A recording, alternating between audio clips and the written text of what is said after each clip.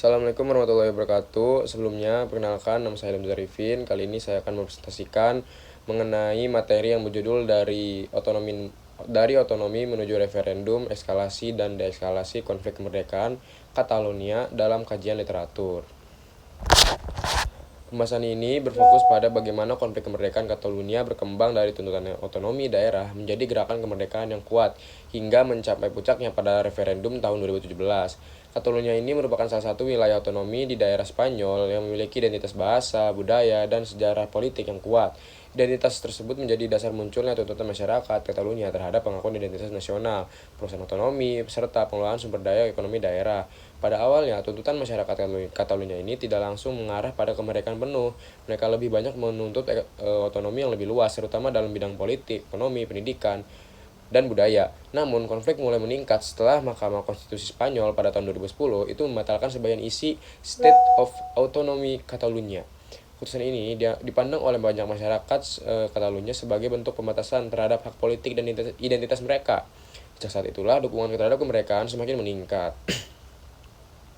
Metode yang digunakan adalah literature review dengan pendekatan library research. Artinya penelitian ini tidak menggunakan data lapangan secara langsung, tetapi menganalisis berbagai literatur seperti jurnal ilmiah, buku akademik, artikel ilmiah, dan dokumen yang relevan. Analisis dilakukan dengan teknik content analysis atau analisis isi untuk melihat tema-tema utama seperti tuntutan otonomi, mobilisasi politik, tindakan represif negara, peran elit politik, media, dialog politik, dan juga hambatan deeskalasi.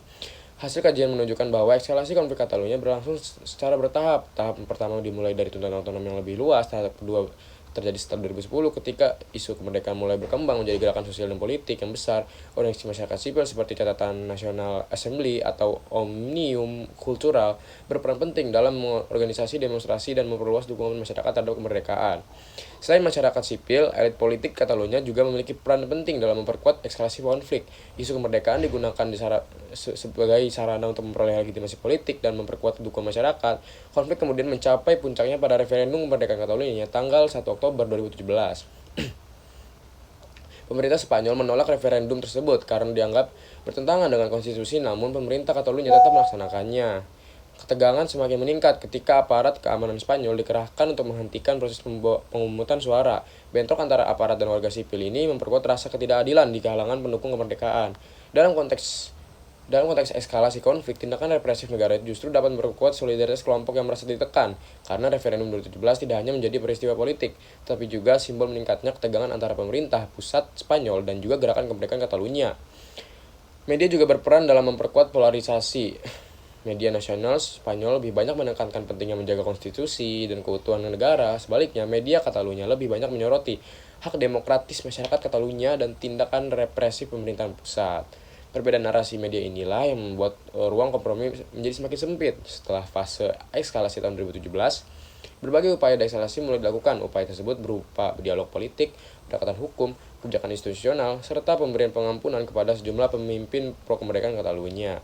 Namun, proses deeskalasi tidak berjalan mudah. Hambatan utamanya adalah rendahnya kepercayaan antara pemerintah Spanyol dan kelompok pro-kemerdekaan Catalunya. Pemerintah Spanyol melihat gerakan kemerdekaan sebagai ancaman terhadap kedaulatan negara, sedangkan kelompok pro-kemerdekaan itu melihat pemerintah pusat sebagai pihak yang membatasi hak politik mereka.